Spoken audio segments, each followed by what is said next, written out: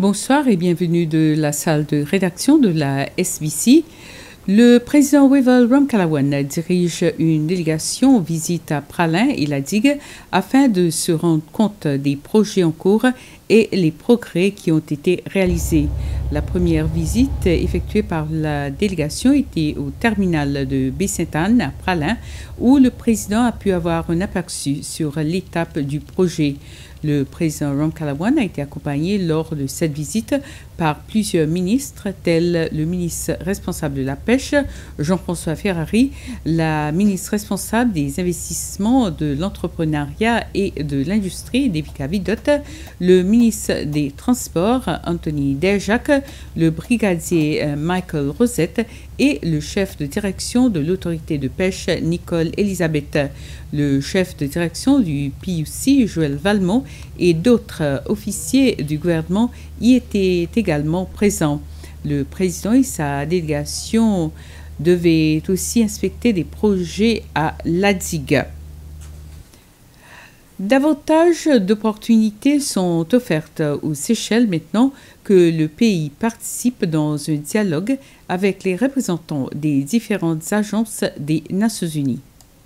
Lors d'une rencontre annuelle tenue hier de la salle de la STC, ces représentants ont eu l'occasion de se joindre au Conseil des ministres et autres responsables du gouvernement. Les discussions ont porté sur 5 principaux sujets, à savoir transformation de l'économie, durabilité de l'environnement et changement climatique, droits de l'homme et la loi, la santé et les affaires sociales et l'éducation et la culture. Le point fort du dialogue était la façon dont les Seychelles a redressé son économie suivant la pandémie du COVID-19.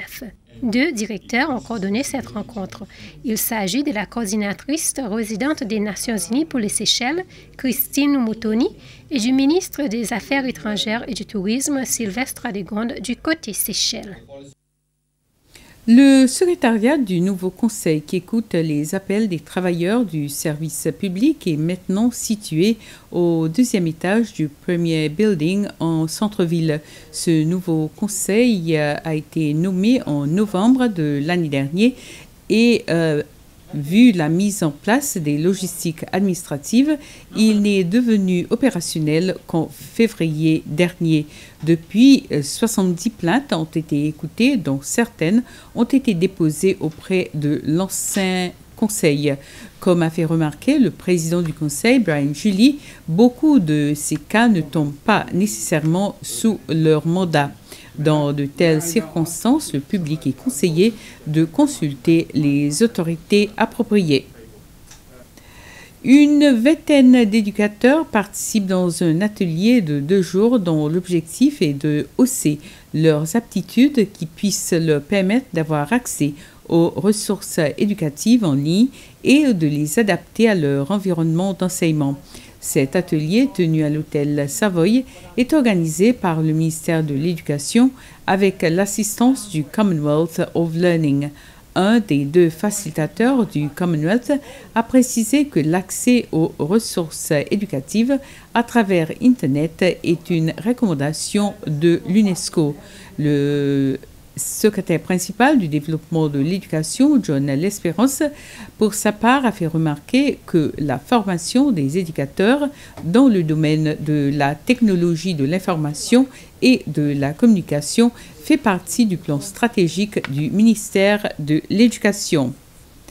Et l'autorité de la prison et le département de santé envisagent de décentraliser le service de santé au sein de la prison vu une augmentation de cas de VIH-Sida dans cette institution. Lors d'une présentation par la responsable du programme VIH-Sida au ministère de la Santé, Sabrina Mousbé, a dit que le travail qui a été fait est encadré par tous les secteurs. Le commissaire de la prison, Raymond Saint-Ange, pour sa part, a fait remarquer que ce plan de travail permettra à l'autorité de la prison de renforcer le programme éducatif à l'intention des clients et aussi bien des travailleurs. Ce comité demande que ce groupe de personnes atteintes du VIH soit traité avec beaucoup plus de dignité. Et c'est sur cette information qu'on se quitte. Merci à vous de nous avoir suivis et bonne soirée.